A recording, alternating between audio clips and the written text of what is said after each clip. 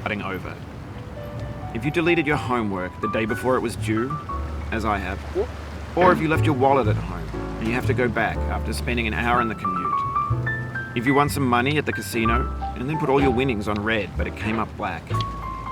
If you got your best shirt dry cleaned before a wedding and then immediately dropped food on it. If you won an argument with a friend and then later discovered that they just returned to their original view. Starting over is harder than starting up. If you're not ready for that, like if you've already had a bad day, then what you're about to go through might be too much. Feel free to go away and come back. I'll be here. Alright, thanks for coming with me on this trip. I'll understand if you have to take a break at any point. Just find a safe place to stop and quit the game. Don't worry, I'll save your progress, always, even your mistakes. This game is a homage to a free game that came out in 2002, titled Sexy Hiking. The author of that game was Jazuo, a mysterious Czech designer who was known at the time as the father of B games. And B games are rough assemblages of found objects. Designers slap them together very quickly and freely, and they're often too rough and unfriendly to gain much of a following. They're built more for the joy of building them than as polished products. In a certain way, Sexy Hiking is the perfect embodiment of a B game. It's built almost entirely out of found and recycled parts, and it's one of the most unusual and unfriendly games of its time. In it, your task is simply to drag yourself up a mountain with a hammer. And that act of climbing, in the digital world or in real life, has certain essential properties that give the game its flavor. No amount of forward progress is guaranteed. Some cliffs are too sheer or too slippery. And the player is constantly, unremittingly in danger of falling and losing everything. Anyway, when you start Sexy Hiking, you're standing next to this dead tree that blocks the way to the entire rest of the game. It might take you an hour to get over that tree, and a lot of people never got past it. You prod and you poke at it, exploring the limits of your reach and your strength, trying to find a way up and over. And there's a sense of truth in that lack of compromise. Most obstacles in video game worlds are fake. You can be completely confident in your ability to get through them once you have the correct method or the correct equipment or just by spending enough time. In that sense, every pixelated obstacle in Sexy Hiking is real. The obstacles in Sexy Hiking are unyielding, and that makes the game uniquely frustrating. But I'm not sure Jazuo intended to make a frustrating game. The frustration is just essential to the act of climbing, and it's authentic to the process of building a game about climbing. A funny thing happened to me as I was building this mountain. I'd have an idea for a new obstacle, and I'd build it, test it, and it would usually turn out to be unreasonably hard. But I couldn't bring myself to make it easier. It already felt like my inability to get past the new obstacle was my fault as a player rather than as a builder. Imaginary mountains build themselves from our efforts to climb them, and it's our repeated attempts to reach the summit that turns those mountains into something real. When you're building a video game world, you're building with ideas, and that can be like working with quickset cement. You mold your ideas into a certain shape that can be played with, and in the process of playing with them, they begin to harden and set until they're immutable, like rock. And at that point, you can't change the world. Not without breaking it into pieces and starting fresh with new ideas. For years now, people have been predicting that games would soon be made out of prefabricated objects, bought in a store and assembled into a world. And for the most part, that hasn't happened, because the objects in the stores are trash. I don't mean they look bad or that they're badly made, although a lot of them are. I mean they're trash in the way that food becomes trash as soon as you put it in the sink. Things are made to be consumed and used in a certain context, and once the moment is gone, they transform into garbage. In the context of technology, those moments pass by in seconds. Over time, we've poured more and more refuse into this vast digital landfill that we call the internet. It now vastly outnumbers and outweighs the things that are fresh and untainted and unused. When everything around us is cultural trash, trash becomes the new medium. the lingua franca of the digital age. You could build culture out of trash. But only trash culture. B games, B movies, B music, B philosophy. Maybe this is what digital culture is. A monstrous mountain of trash, the ash heap of creativity's fountain. A landfill with everything we ever thought of in it. Grand, infinite, and unsorted.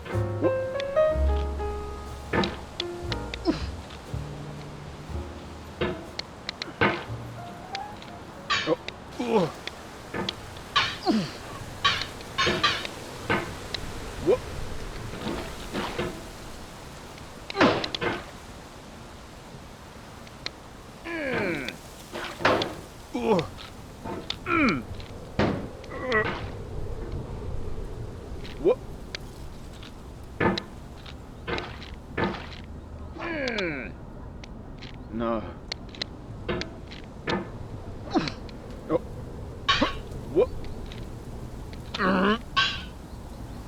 Oh, you just lost a lot of progress. That's a deep frustration, a real punch in the gut.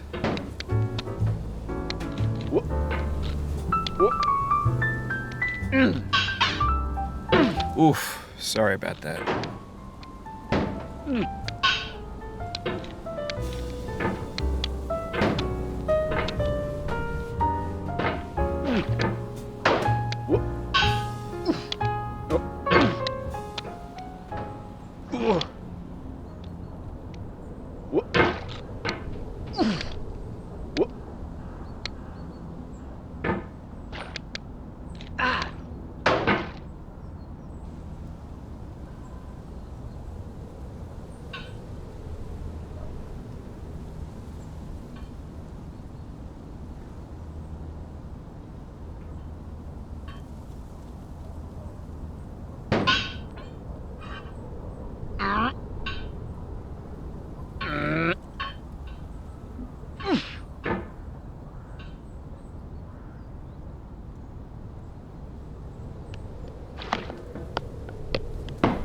There's 3D models of breakfast, Gen X's fanfic novels, scan magazines, green screen Shia LaBeouf, banned snuff scenes on LiveLeak. Facebook's got lifelike bots with unbranded adverts and candid shots of Kanye and Taylor Swift mashups, car crash epic failed GIFs, Russian dashcam vids, discussions of McRibs, discarded, forgotten, unrecycled, muddled, rotten, untitled.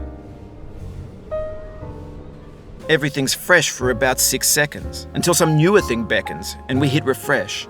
And there's years of persevering, disappearing into the pile, out of style, out of sight. In this context, it's tempting to make friendly content that's gentle, that lets you churn through it but not earn it. Why make something demanding if it just gets piled up in the landfill, filed in with the bland things?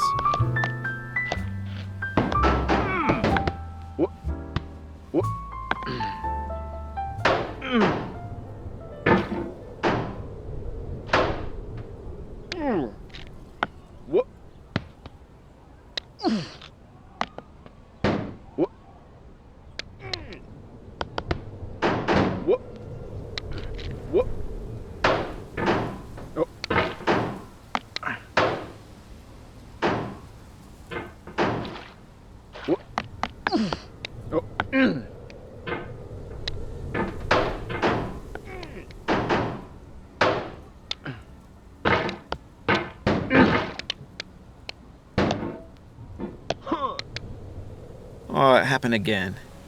Keep on trying, don't let it get to you.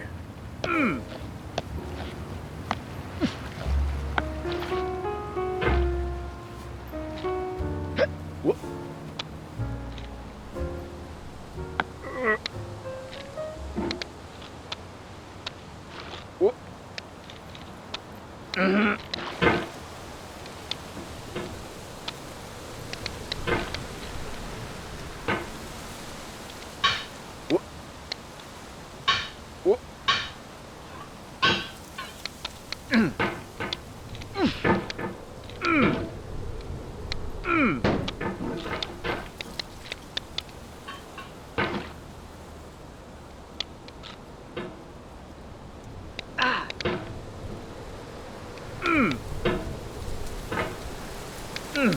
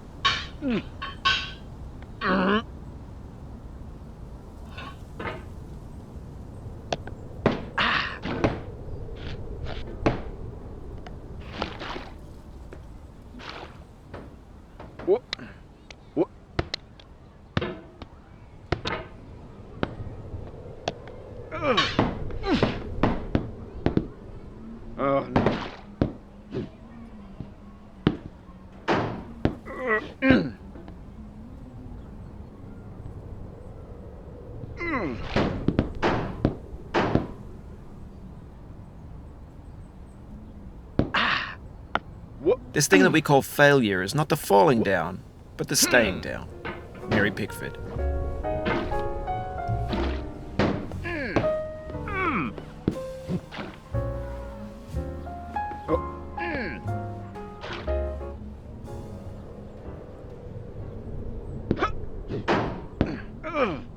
Oh.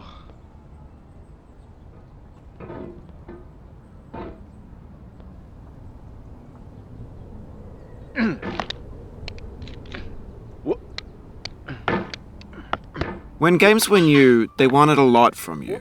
Daunting you, taunting you, resetting and delaying you. Players played stoically. Now everyone's turned off by that.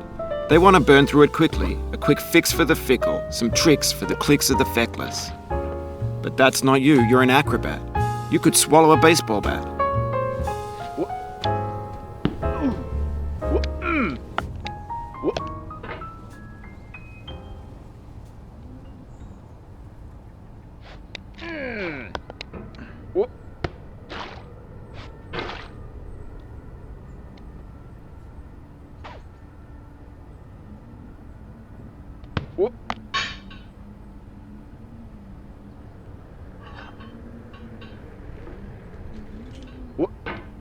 Now I know, most likely you're watching this on YouTube or Twitch, while some dude with 10 million views does it for you, like a baby bird being fed chewed up food. That's culture too. But on the off chance that you're playing this, what I'm saying is, trash is disposable, but maybe it doesn't have to be approachable. What's the feeling like? Are you stressed? I guess you don't hate it if you got this far. Feeling frustrated? It's underrated. An orange is sweet, juicy fruit locked inside a bitter peel. That's not how I feel about a challenge. I only want the bitterness. It's coffee. It's grapefruit. It's licorice.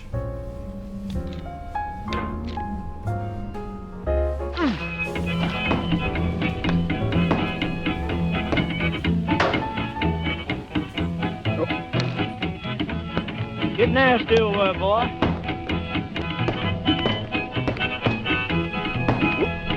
Going down the road feeling bad. I'm going down the road feeling bad. Going down the road feeling bad, and I ain't going to be treated this way.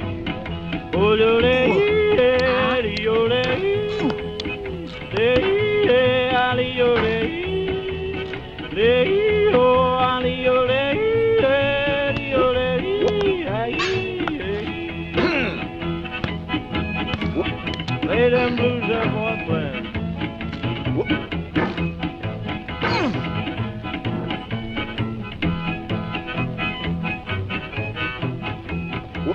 Down in the jail on my knees. I'm down in jail on my knees. Down in jail on my knees, and I ain't going to be treated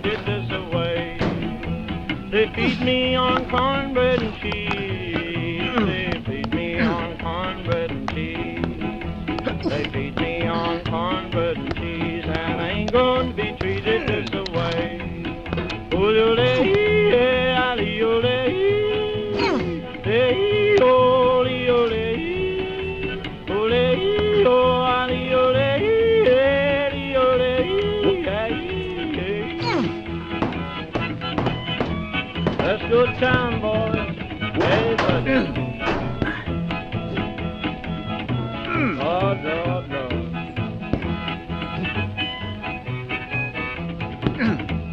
$10 shoe fits my feet. A $10 shoe fits my feet. $10 shoe fits my feet, and I ain't going to be treated this way. Going where the weather suits my clothes. I'm going where the weather suits my clothes. I'm going where the weather suits my clothes, and I ain't going to be treated this way. Ole, ole, ole, hey, ali, ole, hey, ali, ole, ole, ole, hey. Calm down, boy, calm down.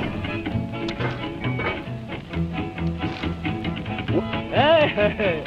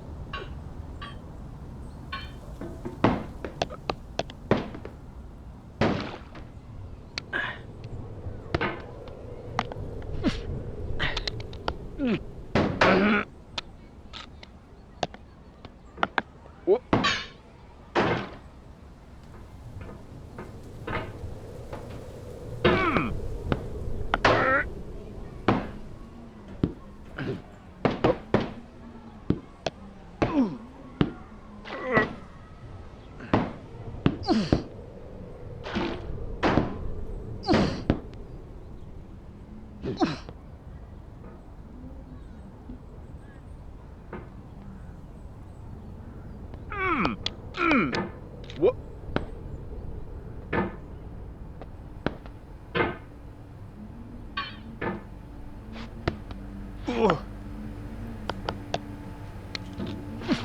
What?